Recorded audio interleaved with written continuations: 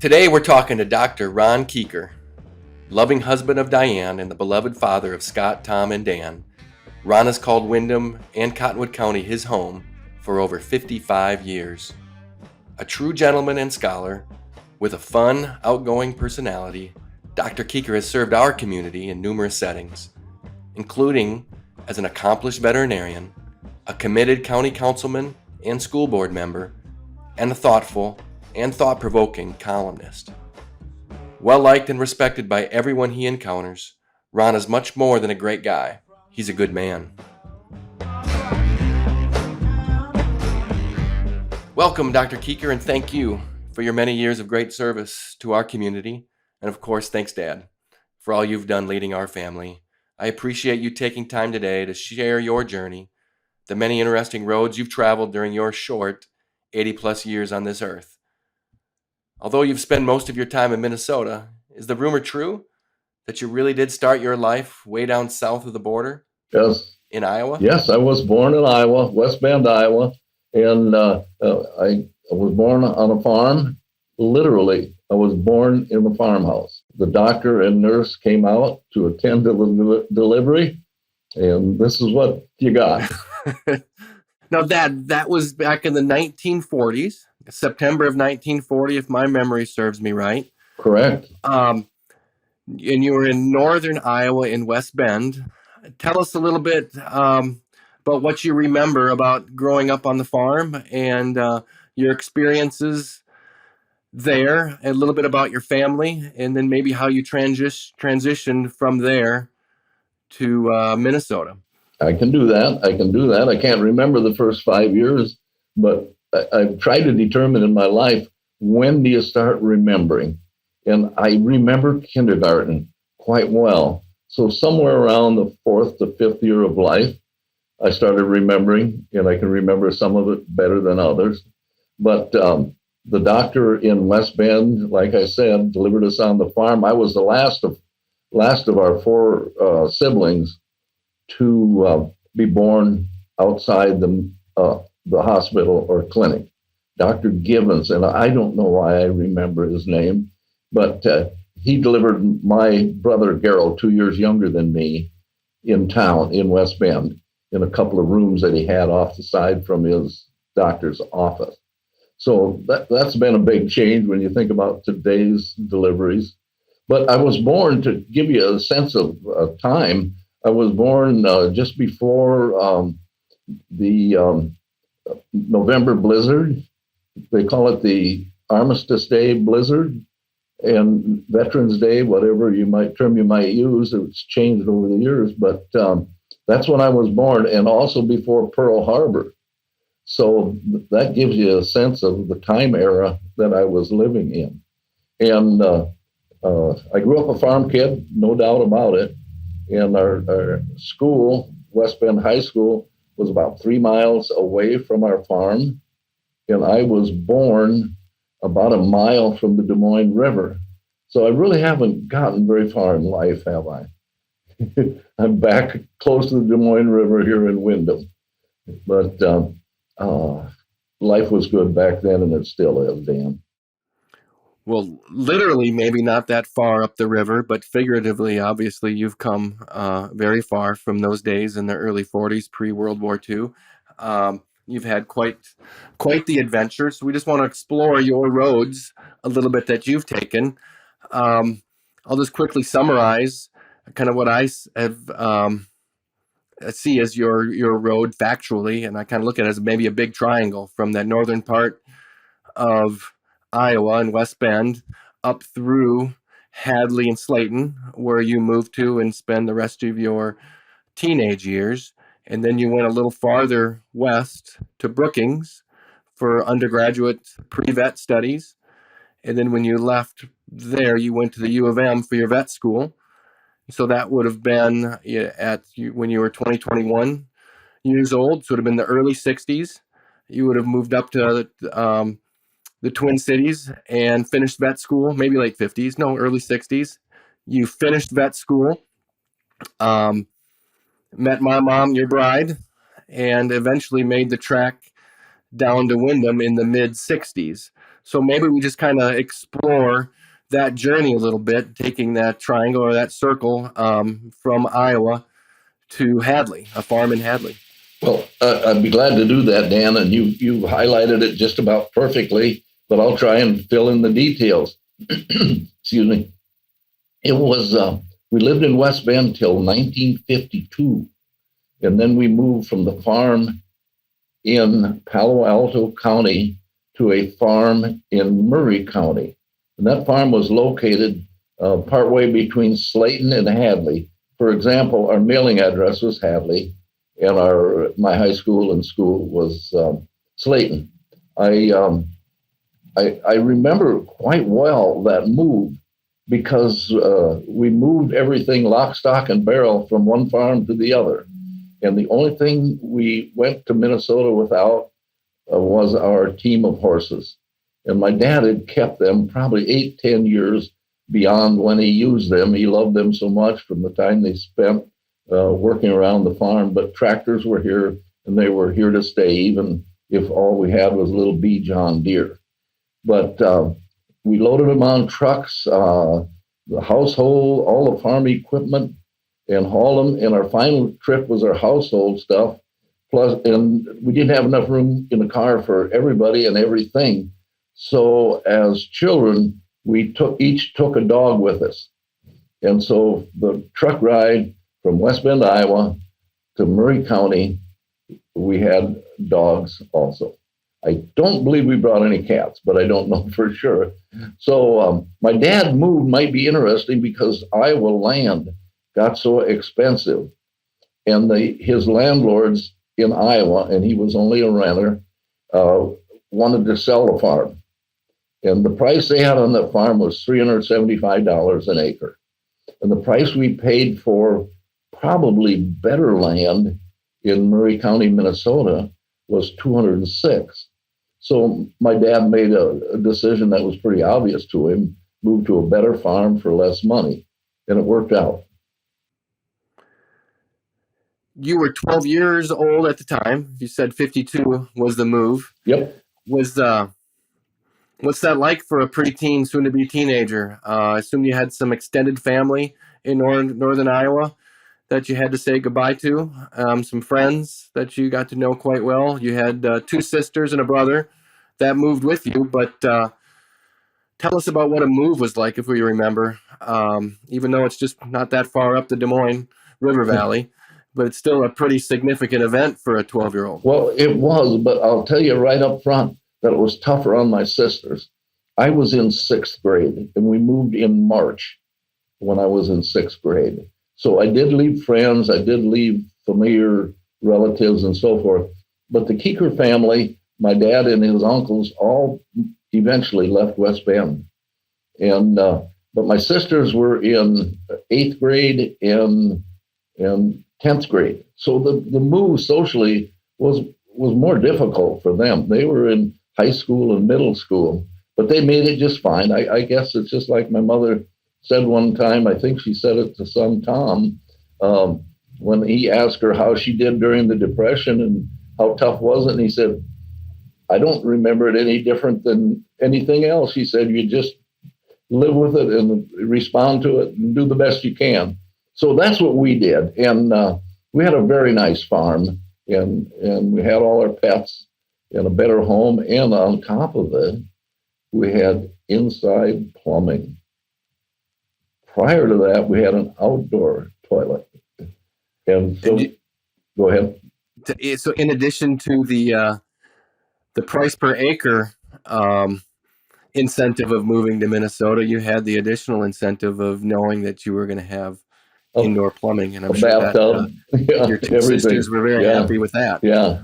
You know, I've been through transition from lanterns in the barn to electricity before we moved. And I guess Slayton was much more of a modern farm. We had lights in the barn, we had lights in sheds, and of course in the home. So it was quite a transition. Absolutely. But you then grow to your teenage years, and you're still a farmer. Your first, I guess, occupation was a farmer, a farm being a kid on a farm, you're a farmer too, and do a lot of the work, and a lot is demanded from you. But maybe just explain what else you did, what was your relationship like with your dad and mom, and what your life was like as a teenager on the farm out there in Murray County. And Well, because we were split, two older sisters, myself, and then my younger brother, the girls pretty much helped in the house with mom's housework. And housework then wasn't just making a meal and washing the dishes. It was washing the clothes through an old-fashioned washer and put them through a wringer and then hang them out to dry. That's what she did. And in addition to that, she took care of the laying hens, usually a flock of 350 to 400 hens.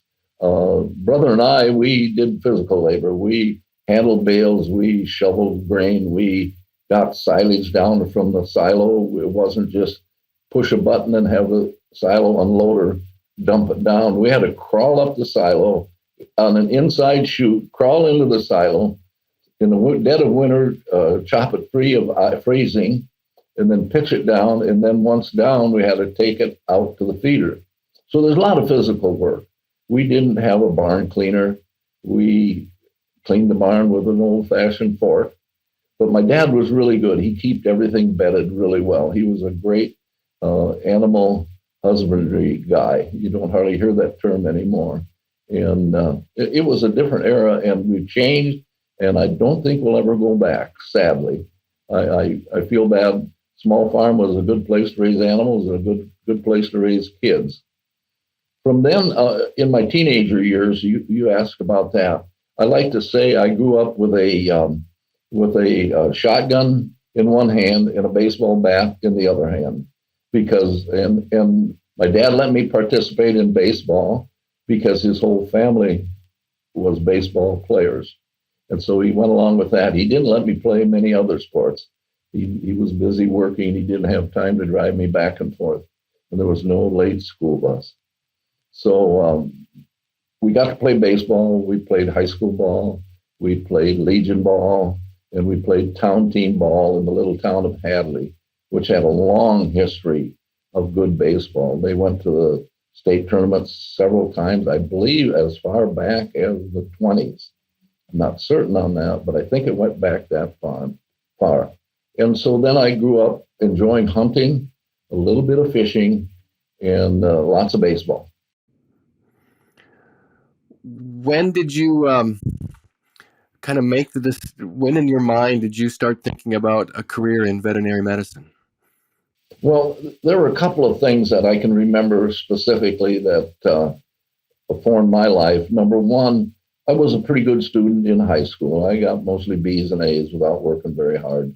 My dad recognized that. He read the report card. And I wanted to farm. I really did. But my dad said, "Hey, Ronnie," and that's what they called me back then, "why don't you try college and see if you like it?" Well, I enrolled at South Dakota State University in the fall of 1958, and I liked it. And so I stayed. So I stuck with college. Then I wasn't sure of my major at that time.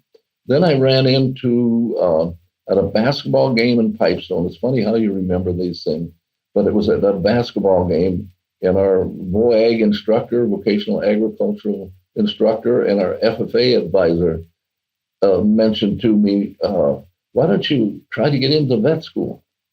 And he said, "I'll pull a couple strings to help you get in." Well, I don't know that anybody can pull a couple strings like he implied, but he got me interested. And so I switched to a pre-vet major, and then got accepted to vet school. And one thing I left behind when I went from South Dakota State to the U of M was I left behind my college baseball. I had played college baseball at South Dakota State for 2 years, and made the team as a sophomore. So I was pretty happy, and I left that behind. And that was. But when I got to the U, I played every intramural sport there was, and it was fun. It really showcased that sweeping hook shot, that famous. What's that? That's when you showcased your famous sweeping hook shot. Well, you guys, very few people remember a guy named Clyde Lovellette. And I was a big basketball fan of the Lakers at that time. And he shot a great big hook shot. And I watched him and I copied him as I shot baskets in the hay barn at our farm. And I learned the key to it is sweep them out with your left hand while you're going up to shoot with your right hand. I remember that very well, because you'd get that shot to get from 9 to 10 points. Yeah, but it was a gentle left arm, Dan. If it got too hard, your wife would whack you with her left arm. Yeah. So that got me to vet school. Played baseball. You left baseball. That was sad. What position did you play? Tell us a little bit about your baseball. Well, I started town team at 14 years of age, and at that age, my arm wasn't strong yet. So they put me on second, and I was scared to death. 14-year-old playing against all those mature guys and we had a couple managers that would just holler at you. And I got butterflies right away when there's a man on first. I'm going to have to cover second for a double play. I'm going to have to cover second for a steal. And I got all nervous, but no need. It worked out. And I gradually then played a little shortstop, third base, mostly infield, except in high school. And we had a wonderful coach there named Bill Sexton, just a wonderful person. And he gradually got me into pitching. And so that's what I did most of the rest of my life. And even though I was in college, I still played amateur ball, town team ball, town ball, whatever you want to call it. And I played for Hadley. And then one year they didn't have a team, so I played for Slayton. And then I played for Fulda 1 year. They had a good team and thought, pick up a couple of Hadley kids, they'd be better. And then when I left the U of M as a graduate veterinarian and moved to Windom, I played for the Windom Pirates for 5 years. You were a butter maker before you were a pirate. I was a butter maker, a rocket, a giant, and then finally a pirate. Yeah, and those pirate years were the most fun I ever had in my life. We had a bunch of equal-aged guys that all played college ball, and we came together and made the state tournament 3 out of 5 years. So we had a good time. Absolutely. So you mentioned 2-year program at Brookings at South Dakota State, and then you went to the University of Minnesota for vet school. Correct. So that's a nice program. So that would have been in the what year would have you moved to Minneapolis then? 1960. 1960. Tell us about that transition and what vet school was like. And vet school was fun. It's 2 years of veterinary science and then 2 years of clinicals. And the instructors matched where you were in the college. And so it was fun. I enjoyed it. I had a couple of part-time jobs. I worked on the canine hip dysplasia project.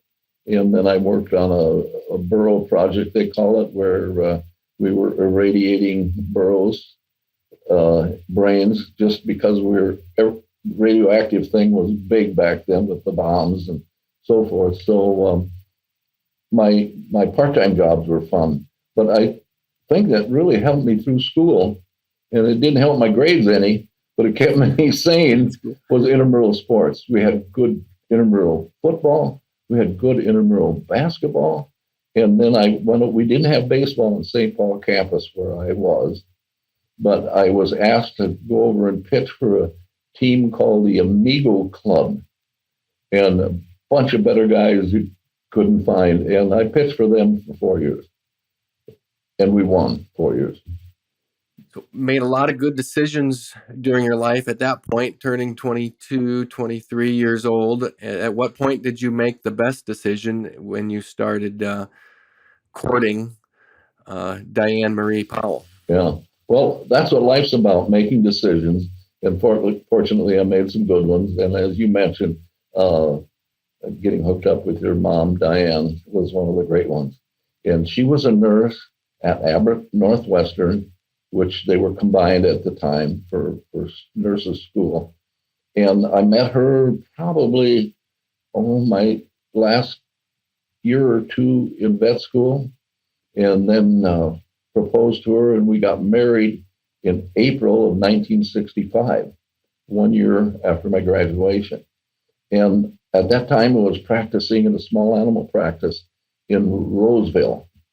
And then we got married in April, and we moved to Windom, the following year. Yeah. So a Hadley man meets a Marshall girl in the Twin Cities. What's dating like in the Twin Cities during that time? How lucky could a girl get? Oh, I can go talk about who made the better decision there. Yeah, exactly. We all No, it was really fun, and we were both going to school, and so we didn't spend like all our days and nights together, but we got together mostly on weekends, and we hit it off well, and we matched up quite well in terms of education and interests. And Dianne was interested in getting back to a small town, which Windom was and is. A little bit smaller than Marshall, and Marshall has maybe grown a little faster due to some business. And when the college moved to Southwest State, moved to Marshall. What other options did you have when you were, and what other communities were you considering at the time? Well, and why did you choose Windom? I was offered a job to stay at the small animal practice in Roseville, and that was a little hard to turn down. That was when small animal medicine was really progressing and replacing large animal medicine as a career pathway. So I could have chosen that, and it would have worked out for both of us. Dianne could have worked in a nice Twin Cities hospital, and I could have eventually had a partnership there. And my senior partner, when he retired, probably would have sold me the practice. So I don't know. I'm glad I made the decision. Look at yourself. Absolutely.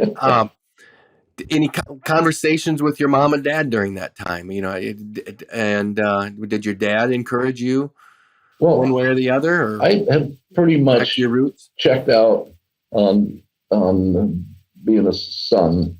I had become my own man.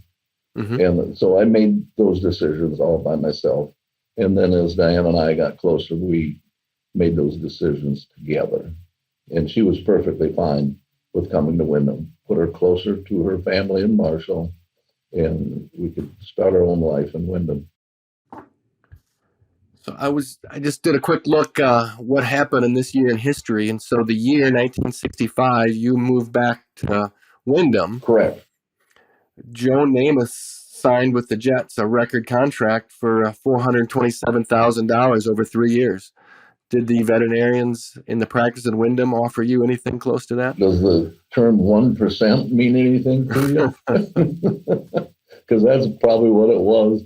No, I honestly, I came to Windom and we hadn't even agreed on a salary. Really? Really, yeah. And when first paycheck came around, I met with Dr. Jay Hansen, the senior partner, and he said, "Looks good, let's do it." And so we signed a contract for a year. And then after that year, I became a partner. And it was good. I had great partners, Jay Hansen and Dr. Cliff Ling. I could not have stumbled, fell, decided to work with two better people. They were just awesome. And I like the practice. A lot of small farms, cows, pigs, horses, sheep, and then pets, which I became the pet doctor in Windom because of my experience in a Twin City practice. And Dianne got a job as a nurse at the Windom Clinic, and she worked there for a while. And then one evening we sat down and figured, I think we'd had your older brother Scott by that time. And we sat down and figured, okay, how much is your take home stacked on top of my income? And it came to 90 cents an hour. Granted, that was more than 90 cents is now, but still not very much. So Dianne and I together made the conscious decision that she would commit to staying home and raising ultimately our three boys, and then I would work as hard as I could. bring home the so-called bacon. So transitioning to that's wonderful. I think it's pretty cool. Even though I still remember conversations with my two older brothers that that mom wanted Danielle for their youngest instead of Daniel, and so I'm sorry for disappointing you and mom. Well, I wasn't probably disappointed as much as your mom was. I do remember the doctor when he delivered you, when he got his first look at you. You know what I mean? And he said, "Oh no, it's another boy." I know. So you're the other boy. Absolutely. Yeah. Well, I couldn't have. But then you trained out. Been born into a better place. You worked out so perfect. We soon forgot that. I think it worked out all right for young Daniel. That's my opinion, not your older brother's opinion. Exactly. They always are. Come up with something different. That's nice to have 4 parents growing up instead of 2. Those 2 older brothers take that on that role quite well. Yeah. So transitioning back to the small town, your mom and dad are still in Murray County. My mom and dad were in Murray County. Yep, they're still there. You're starting to raise a family. What's life becoming as a small business owner and a leader and a baseball player and a mixed practice vet clinic in Windom? What's that like back in the 60s and 70s? Well, it was busy. Because we had so many more clients, small farm clients, that we had a lot more emergency calls, because farmers at that stage, when they got into trouble, most of them called us. They didn't try to do it themselves. And so many evenings and weekends, we were very, very busy. So that's what life was like, going home, getting a call from a farmer, and then rushing out to an emergency. So the practices were quite different than they are now. What stands out? 4 decades of practice as a veterinarian. You started in the 60s, went through 2000, if I recall correctly. Right.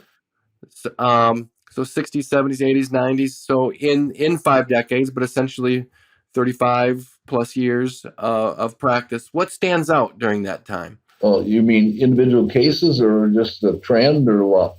Yeah, I was thinking individual cases, clients, farmers.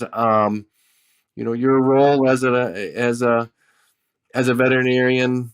And the importance for a lot of the people, their lives it's just as important as a medical doctor in some ways, bringing their pets in and talking to you, and you have to be a practitioner and be a good surgeon or doctor, but you also have to have the bedside manner with a client, not the pet. Just maybe what stands out with some of the relationships you've had, some of that adventure, unique experiences. Sure. One thing that stands out probably more than anything was because of the small farms and because the farmers were so tied to their animals, they treated them as individuals. For example, let's say they had a herd of 12 to 15 cows, and they probably had all of them named, And so they would, if one of them got sick, it was like a kid was sick, almost similar to pet practice now.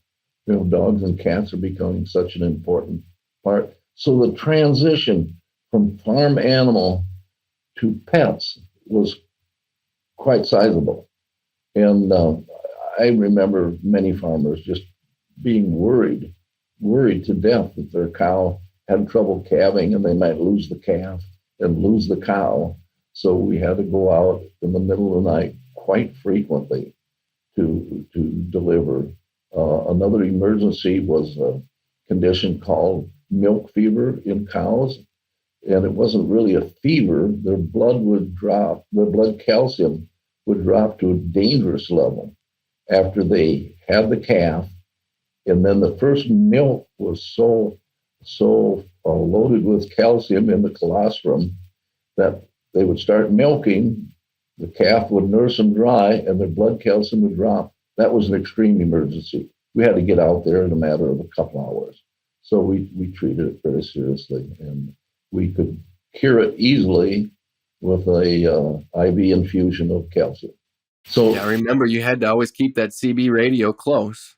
Yeah. In the evenings, of course, it was turned up loud, or if you had to go to church or something, it was always needed to be close, and you had to run Absolutely. if that Yeah, they we didn't have the meet pagers back then. on weekends for emergency call. The wives of the husbands that were veterinarians, and it was more of a male-dominated profession at that time.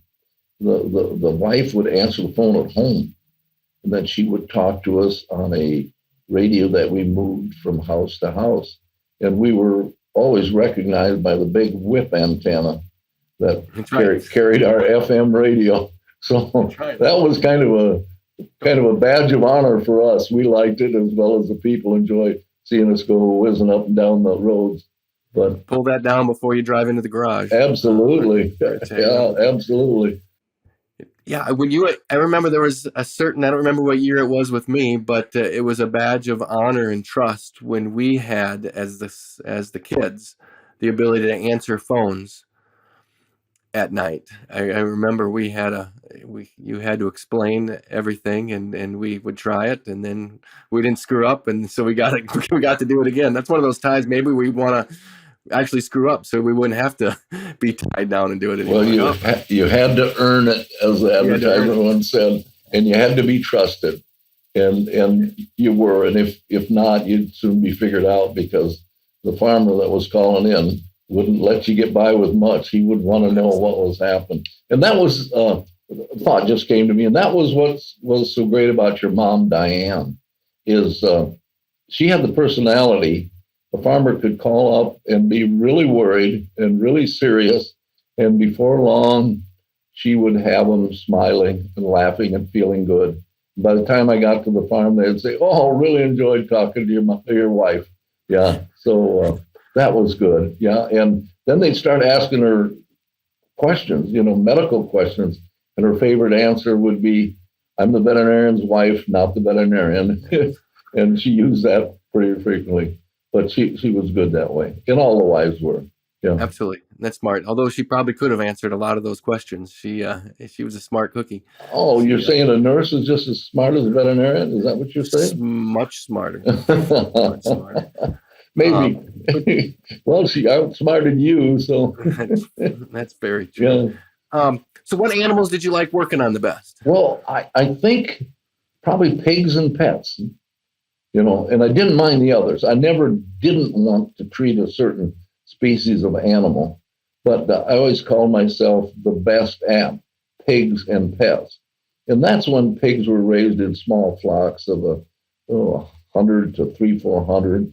I remember clearly, and even his name, which I won't mention, but when he came in and said he's going to raise 1,000 pigs, and that was big to us. And he drew out his plan, and he fulfilled it. So that was, and I like pigs. I love little piglets and so forth. And there were plenty of opportunities for us to help a farmer raise his pigs. Absolutely. How about as a small business owner? I mean, you go to pre-vet and vet school and you learn about the practice, but did they teach much about running a business, handling employees? I guess maybe if you're a Professor Kuecker at Mankato teaching a business class, what would be some lessons that you've learned over the years as being a partner in a small business? Well, like unless you chose a pre-vet specific subject like economics or business management, you didn't get it. You didn't get any help from the vet school. They did not teach business. And so I was very, very lucky to work with a guy named Don Innes, Innes, in Roseville. And he at one time had practiced in Slayton as a large animal practitioner. Then he wanted to get out of that, and he took the job at the university for a while to catch up there. And then he practiced in Chicago for a while. And then he came back and formed the Roseville Animal Hospital. And he was a good businessman. And so was his wife, who was deeply involved in the practice.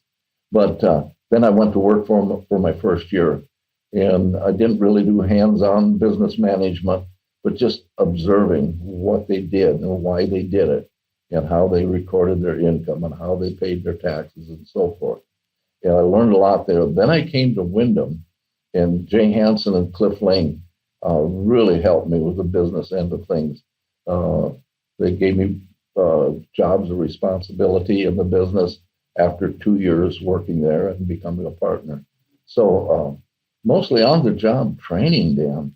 I was fortunate to have good practicing veterinarians to learn from.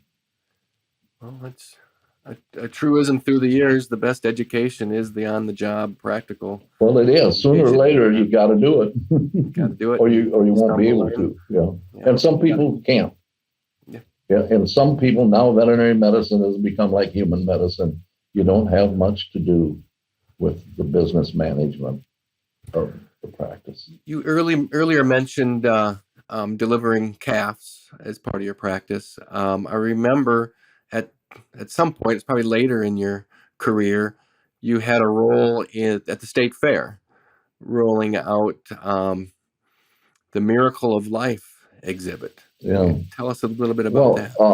One of my good friends, Florian Letterman, along with several others, developed I think they call it the Miracle of Birth veterinary exhibit at the state fair. It was extremely popular, and they would solicit veterinarians from around the state, plus University of Minnesota students, to man that booth. And they would have animals in there that were due to deliver. And I happened to be there. They had one calf that was stillborn. And the lady that delivered it, the lady vet that delivered it, she felt just awful, Yeah. And I happened to be there the next day when another calf was to be born. And she was so nervous about it, she just said, I can't do that after yesterday. So I stepped in and delivered a baby calf. And as luck would have it, Dr. John Anderson was there, and he was a University of Minnesota professor. And he narrated the whole delivery, and I delivered the calf. And I think it was a normal presentation. So all I did was make sure it was normal. And the calves are born with their head up between their front legs. And so the front legs peek through first, and then comes the nose. So I was there just to make sure it was delivered in the proper position. And I had a University of Minnesota professor narrate the whole thing. And that was fun. That was fun. Yeah, I could have, if knowing then what you know now, you could have been one of the first reality TV veterinarians. I could have. With a camera in front of that. Sometimes I shudder on what they do. Some are better than others. Conversations about that. Just shifting a bit from your vet practice, obviously you have other passions and purpose in your life. You mentioned baseball, but hunting and fishing certainly has been a role. But let's talk about your career as a writer. When did you start thinking about writing, and how did you develop that craft? And talk about your career writing for the Cottonwood County Citizen. Well, the way I got the job was I wrote a letter to the editor. I think it was 2, and it was critical of what I thought was lack of knowledge on gun control and the lack of knowledge on wildlife situations. And I guess I impressed the editor, Ken Anderson, at the time. And he asked me to write a column, an outdoor column. I said, I don't have the time. That was the era when I was so busy. And then he asked me again, and I said, I don't know. I'm still so busy. I said, could I do it every other week? The newspaper is a weekly newspaper. I said, if I could do it every other week, I think I could give you something good. And so I started. And this spring, it was 40 years that I've written for the newspaper. And I've enjoyed it a lot. And the only secret I think there is to writing or anything like that, a column, at least a column like this, is have the knowledge to do it. It's just like speaking. You can be a good speaker if you know your subject, know it well. And I think I know most of the wildlife issues quite well. Yeah, I've heard sometimes believe in yourself that you know that topic better than anybody else, and then you Yes, have the confidence, and it comes out in speaking or through the written word. well said, Um, Dan. Well yeah, said. I think Yeah, that's yeah. so. 40 years writing for the Citizen. Well, that's a lot of columns. That's a lot of columns. That's What over. areas do you like writing That's about? over 1,000. Yeah. Yeah. Lately, That I've takes a been little writing. discipline too. Lately, I've been writing more nostalgic columns, and I try to tie in our history with what I'm seeing now, and the people enjoy that. Even, you might think, oh, just you old farts, excuse my expression, but it's not. Young people want to hear about it. They want to know the history of things. And so I work in the history of our country. I work in American Indian history. I do things like that, just in an attempt to not be repetitive. So I make people think what it takes. How did we get here? Where did we make mistakes? What are we doing right with the outdoors and wildlife in particular? What are we doing right? What do we Oh need to get man, better at? well, big agriculture is not good for wildlife. They farm at best to survive economically and then to make a profit. And that isn't always in tune with what's best for wildlife. Let me just say it that way. Absolutely. Row crops, corn and soybeans, there's only a few times of the year do pheasants, for example, or mallard ducks use those fields. So it's just changed a lot. Now we have to have a government program like the Conservation Reserve Program. We have to, Minnesota has set aside I think it's 3/8 of 1% sales tax to go to various groups. Wildlife is about a third of that. So they're buying up land, setting up so it will not be farmed, it will not be plowed, it will be planted to various grasses and forbs, which are flowers, and that'll suit the wildlife. So we're really trying to hold on to a good pheasant population and a good duck population so we can hunt them, a so-called harvestable surplus. If you don't have enough, hunting will die. How are we doing? How are those programs doing? What's the Mixed next results, 20 Dan. years look like? Mixed results. Yeah. We've got a lot of people working on them, but water quality and water level are a big factor. And then because the earth here is so bare in the winter, our winters really are tough on wildlife. And another wildlife species that's really done well, and there are a couple, white-tailed deer. When we moved to Minnesota, there were no white-tailed deer in southwest Minnesota. Literally, no white-tailed deer. And I remember my dad coming home from the field one day saying, I saw some deer tracks way down on the south end of the farm. That was a big deal. We didn't have any. We didn't see any, not even tracks. And now we're reaching a point where we're almost overpopulated. There's a disagreement on what overpopulation is. Hunters like a good population, but for somebody that's driving a rural road in the evening, they don't want to hit a deer. So we're doing well with deer. We're doing well with the large geese, the Canada goose, and fairly well with wood ducks because they nest off the ground. Ground predators pose a big problem for ground nesting birds. And the deer, as I mentioned, they're doing very well. So I'd say mixed results. Absolutely. Some wildlife can adapt to our current way of land management, and some can't. One of the themes that I think you've lived, and something that I've learned from you is the best conservationists out there and the people that care the most about the environment are people who live it and use it. Sometimes as farmers, sometimes as fishermen and hunters, and you've continue to, in some ways, all three. Maybe talk a bit about, you talked about hunting and fishing back on the back on the farm, but that's certainly been a passion of yours over the years. What's resonated with you about hunting, and why do you keep Well, doing it? I love the challenge of hunting. I love the peacefulness of a hunt. Granted, there's usually a boom of gunfire somewhere along the line, but it's really a nice getaway. Sitting in a tree stand and thinking is a wonderful time. Um, Shooting a couple pheasants and considering how excellent they are in taste, it's fun to bring home a couple of roosters and have a nice meal. Ducks, same thing. Ducks are really intense in what you have to do as a hunter. You have to have decoys. Most of the time, you have to have a small boat. You have to have permission to hunt someplace. Those are all hampering the continuation of hunting.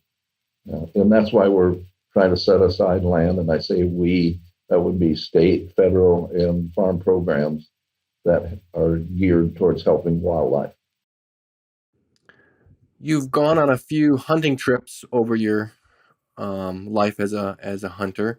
Um, Certainly have had ups and downs specifically for you during that. One tragic event down in Missouri back in the mid 70s. I just want to talk a little bit about that. Most people who meet you know you, and I take it for granted. And as I look back, one of the many remarkable aspects of your life is that you've overcome a disability, being blind in your right eye from a hunting accident, and never skipped a beat. You committed yourself to figure out what life is like without that right eye, and you've overcome everything. And most people that meet you don't even know it. Um, I don't know. Maybe you just talk a little bit about the event itself, how the accident happened, and how you came those obstacles. But a little bit about Mom, Dianne, how she helped you, and how it impacted her life and all of our life. That event back in the mid 70s. Well, first of all, I'd like to correct you. You said I went on a few hunting trips. Your mom would think it was quite a few, or a few too many. Few too many. But yes, I was wounded in a hunting accident in Missouri. We were turkey hunting, and wonderful trip, except for one thing. Where I was hunting, two other hunters came walking near. And I was sitting up against a tree with my back to the tree. And there were gobblers in the area. We could hear them gobbling, and it was a good hunting spot. But I didn't know there would be other hunters in that area, and they didn't know I would be in that area. And as they came walking through, I could see them easily. I knew there was two turkey hunters coming through the woods. And I probably made a mistake. I waved at them just to alert them to the fact that I was there. And they saw that movement, and the senior member of the two, the dad, shot a movement, a terrible hunting safety mistake. He made an awful mistake. And I got hit in the face and the arms and the knee on my right side. In fact, I counted the pellets on the x-ray, and there were 53 shotgun pellets embedded in me. Unfortunately, one of them went right through my right eye and embedded behind the retina. And fortunately for me, above the left eye are buried 4 pellets, and to the side of my right eye, about a half inch from causing me to lose both eyes, is another pellet. So that was the emotional thing. But I took the 2 hunters to where my car was parked. They were so shook up. They didn't know where they were or what was going on. So you walked out? I walked out. Oh, sure. Yeah. How long of a walk was that? Ooh, half mile. Okay. Yeah, through the woods and then down to a trail and through a gate where I'd parked my car and so forth. And we decided the younger member of the hunting group would drive me to the emergency room. And the other guy waited for my partners, and he was going to toot the horn until they came in. and he was worried they'd shoot him. Yeah, so he told me that later. But anyway, they took me to Fort Leonard Wood Hospital, South Central. You were there, Dan. You tell us where it is. Absolutely, you had a reunion of sorts. Yeah, exactly. But 20 years later, people were great to me. The Army Hospital was unreal. They did everything they were capable of doing.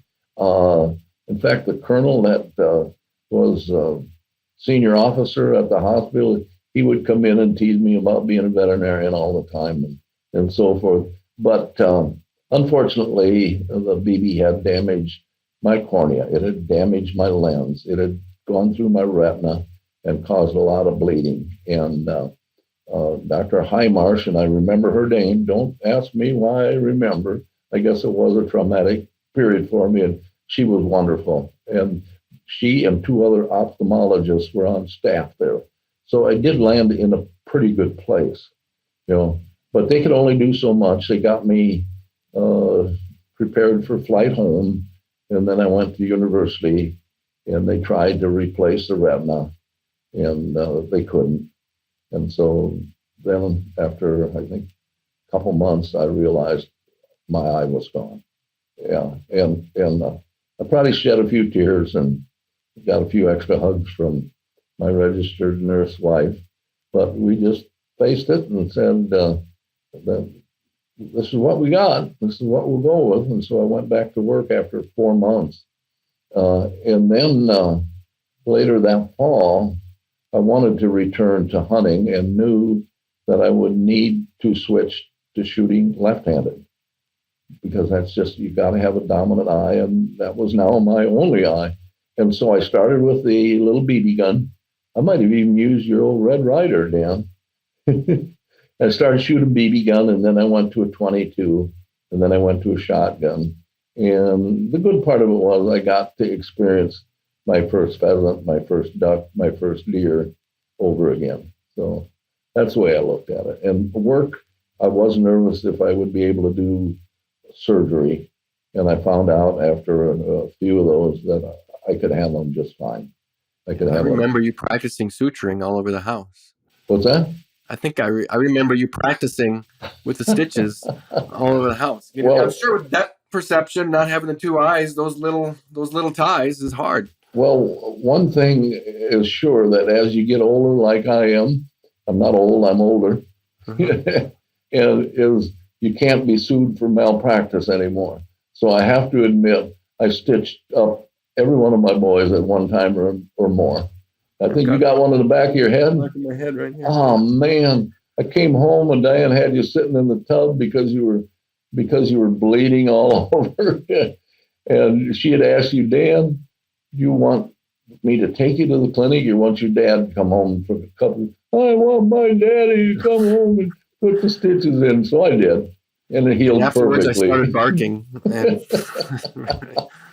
So, in many ways, looking back, you were very unlucky, but also lucky in a exactly. Exactly. And the fact that I came so close to losing both my eyes, yeah. It was a mixed blessing. So you're a better shot left-handed or right-handed? What's that? Were you a better shot right-handed or you got better left-handed? At the Sun Valley Gun Club shooting trap, I was approximately one broken bird less than I shot as a right-hander. Right-handed. So yeah, it did. But with rifle shooting was easier. Well, you still shot over 60% with your sweeping hook shot. Say that again. You still shot over 50-60% with your sweeping sky hook. You're okay in basketball. you still dominated on the basketball. I did until I couldn't jump anymore.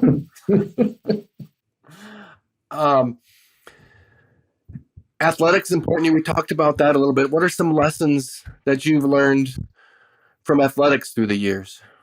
From what? Athletics. As a baseball player, intramurals. I never got any higher than Windom amateur ball. So it's not like I have a big, wide-ranging philosophy, but I loved it. I loved competing. I loved performing as best I could. I never did go through rigorous training like I probably should have, but as a busy veterinarian working in Windom, I'd pitch probably once a week, and I usually finished my game. I was a big, strong kid, and but then the next morning, because we didn't stretch and we didn't work out, and you helped me a lot in that area because of your fitness center. But I didn't. So Monday morning after a Sunday game was a very tough time. I was stiff all over. So I learned that from sports. You should work out a little bit and stretch a lot and so forth. But I just enjoyed it. It was fun. I can't call it anything else. It was a combination of fun and competitiveness. And after the games was a lot of fun for me and the same age friends I had in Windom that time. Your wife, quite the woman on so many levels. What a wonderful mother she's been. Talk a little bit about her attributes and some fun things that you experienced with her. One I remember is walking through some mall up in the Twin Cities, and all of a sudden we saw Bud Grant coming across, and she but first forgot of all, about you so quickly, and she ran to him. The main thing that was great about your mother is she was understanding and forgiving. And so that was really great. But one time we were up at the Minnesota Boat Sports and Travel Show in Minneapolis, and we were kind of doing our own thing. And I came back to the group and I said, "Hey, I just saw Bud Grant coming out of one of those meetings." And Dianne said, "I'm going to go over and talk to him." She could talk to anyone. She could talk to a wooden Indian. And I said, "No, don't bother him, Dianne. He probably wants to head home. I don't care what you say. I'm going to go over and talk to him." She went over and Bud talked to her for 15 minutes. Yeah, and that was a very memorable and fun event. Yeah, kind of showed the character, Dianne's character. Absolutely. I remember once when you visited me when I was stationed in Germany in the Army, and there was a time we went to experience what has been renovated as Dachau, the prison camp there. And I remember she just walked up to somebody once and started chatting with him, and it was the first time he had been back to Germany since he left after. I don't know if we recall that, but after the war, when the camps were liberated, the Americans at Dachau forced the locals who lived in the town to come out and see it firsthand. Otherwise, people might not believe what actually happened there. And this guy remembered, as he was a teenager, he was forced to go look at this, and he was so shook. As soon as he could, he left Germany, moved to the States, and lived his whole life. And his first time back was that trip and that visit to Dachau, and that's where Mom, striking up a conversation with this guy, learned so much about his story. And that was just typical Mom, as she would. Dan, I don't remember that particular incident, and I'm glad you mention it now to kind of rekindle it. But Dachau was not only a prison camp, but it became a museum for a lot of what happened over there. And I still remember it, the chain link fence, razor wire around the top. There was even a moat around it in some places. Yeah. And so they were able to hide from the average German exactly what was going on there. And people farmed right up to it. They didn't know, So it was pretty sad, sad. And I bet extremely moving for that man, your mom, engaged in conversation. Absolutely. Catch that? I almost said switch to conservation.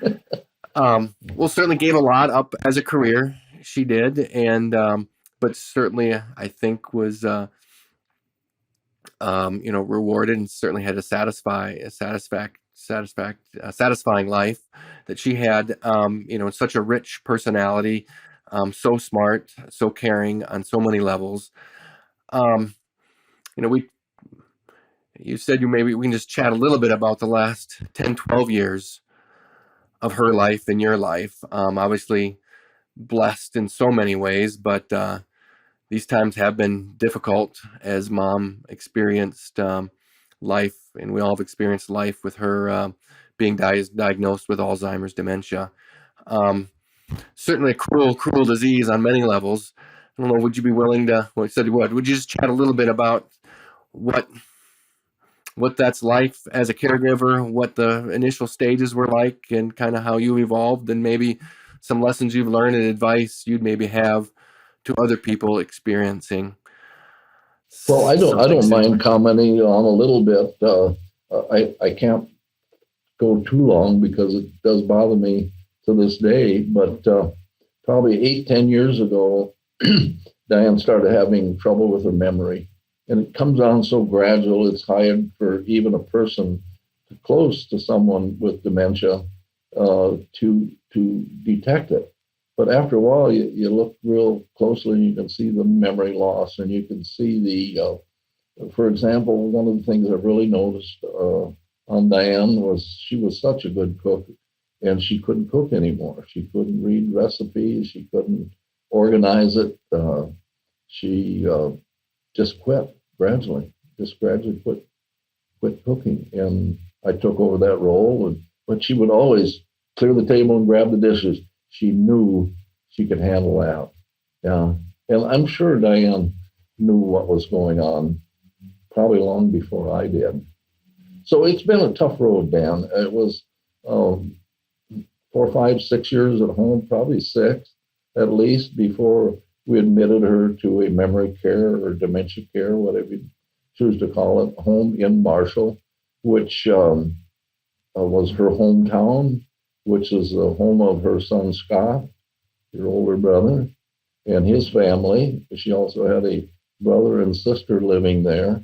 And so I figured the best support she could get would be if I would see her, which I knew I would do on a regular basis, but for her to be close to relatives and maybe they could check in on her some. So it's been tough, Dan. And right now, Diane can't remember anybody.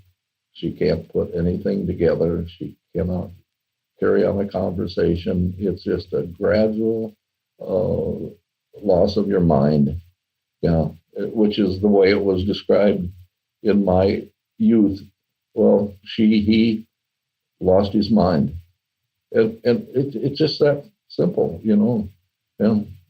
Thanks for sharing that. I remember when I first learned about it, I was in North Carolina, and I was talking with a colleague there in the military, and the advice unsolicited, and he just told me, "Hey, I've experienced this recently too, and one of the first things you need to do is spend as much time with her as possible between now and Yeah. when it advances. Yeah. You need Yeah. to Yeah. spend all the time you can Still do, be with because you're her going to when lose it later. be with her when she can still relate to you and know who you are and so forth. Mm-hmm. Because right now it's not there.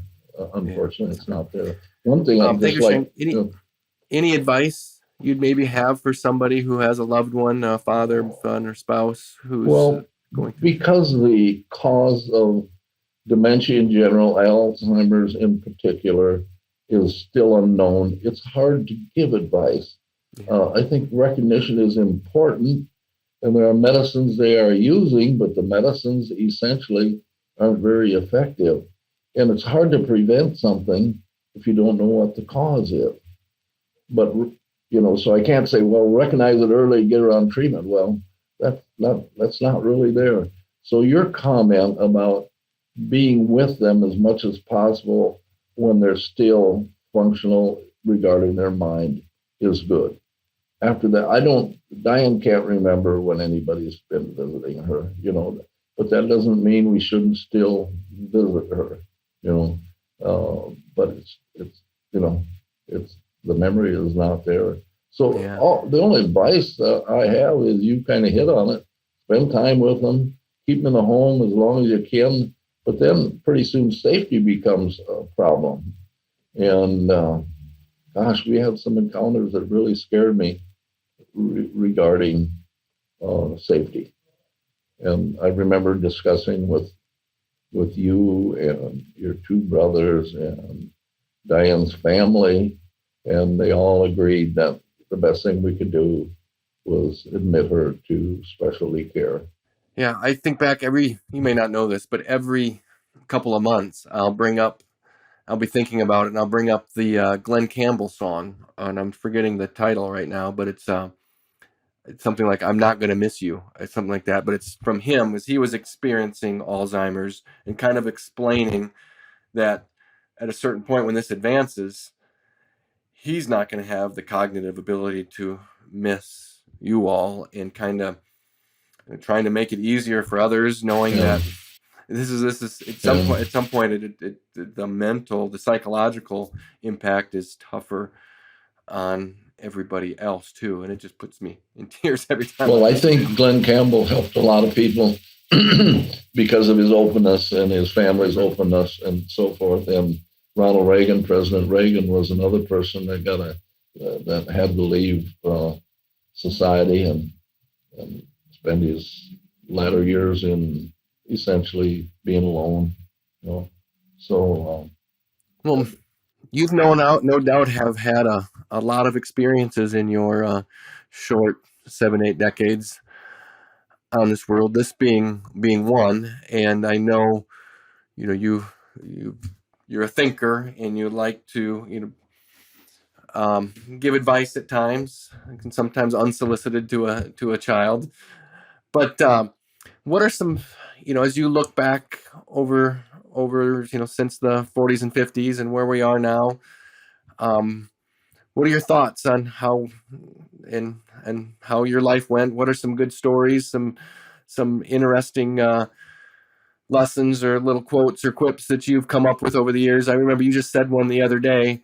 There's two of them I remember. One was, we were talking about leaves falling, and there was, I'm not going to get it right, but every 10 miles you go farther north, it's an extra day that the leaves stay on a tree, and you can kind of evaluate it that way. I don't know if I got that right, but you can correct me. And then there was one where you said, if there are 4 creatures, the 4 C's, 4 that will survive a nuclear attack that won't ever leave this world. And I got a chuckle out of those 4 C's. But I don't know if there's things like that you'd like to share, some good stories that you've had over the years. That may be a good way to kind of close this interview out. Well, I don't have any specific, Dan, off the top of my head, but I do know that life is a series of decisions, and you have to make them carefully. What career are you going to choose? Who are you going to marry? Simply, are you going to have children anymore is a big decision, and not everybody has children or wants children. So a lot of decisions there. Are you going to be a religious person and go to church? That's an obvious decision. What are you going to do with your retirement years? That's a decision. I think I would advise people to be involved all the time. Be involved in community activities. Be involved in your profession. Get the paper to let you write a column. And that's not the way it started, but just be involved. Choose something. Right now, in my declining years, after being a school board member, a county commissioner, a active member in our state association, those are good things to do when the time was right. And right now, the only community thing I'm doing is I volunteered and have agreed to be a member of our city park and rec. And that means a lot to me. Parks are important, whether they're wildlife parks out in the country or parks in the city where you can walk your dog or be with some friends, or you and your wife can take a nice stroll in a park, or you can be along a lake. Those are all important to me. And I guess I'm an advocate for keeping all the parks we have and making them as usable as possible. Will you tell us the story about your cat, the farm cat, Yancey? That is an unbelievable story. Even when I tell it, I can't believe it's possible. Our cat disappeared on the farm. I don't know, maybe 1st of December, end of November, and was gone. And some cats, and I don't think he was a neutered cat, because farmers didn't spend money neutering cats in that era. But anyway, he disappeared, gone for about a month. And one year, Christmas Eve, we're sitting around the Christmas tree, and we heard scratching on the door. And we opened the door. It was our back door, I can remember exactly. And in walks the cat, just proud as a peacock, like nothing ever happened. He looked in good shape, and he came home Christmas Eve. The next year, that cat disappears about the same time. And we're getting close to Christmas, and Christmas Eve comes, and we think, somebody says, well, do you think Yancey will come back this year? Honest, as sure as I'm sitting here, that scratch on the back door came again, and there was the cat. Unbelievable story, Christmas Eve. Yeah, but animals and pests, they surprise me. Absolutely. Dad, thanks for your career with animals and with people and all you've done, and appreciate that story. A great one to end on. Yeah. Okay, Dan. And right. And I appreciate your questions and the fact that you invited me to do this. So hopefully people somewhere might enjoy it, or maybe it'll help somebody somewhere, or maybe encourage them to seek a career that's very satisfying. I'm embracing the oral stories, oral histories. I think are really important. So that's fabulous. But thank you for your time today. And Doc Kuecker, sign off until your next mission, sir. Dan Kuecker here. Thank you for listening to this episode of the All Roads Podcast. My fun, thought-provoking conversation with my dad, Dr. Ron Kuecker. Now, I'm always looking for more interesting, talented people to share their journeys. So if you have any suggestions, please email me, Dan Kuecker, at allroadspodcast@gmail.com. Again, allroadspodcast@gmail.com. Until then, go out and make the most of this and every day. Go travel your road with a purpose and a smile.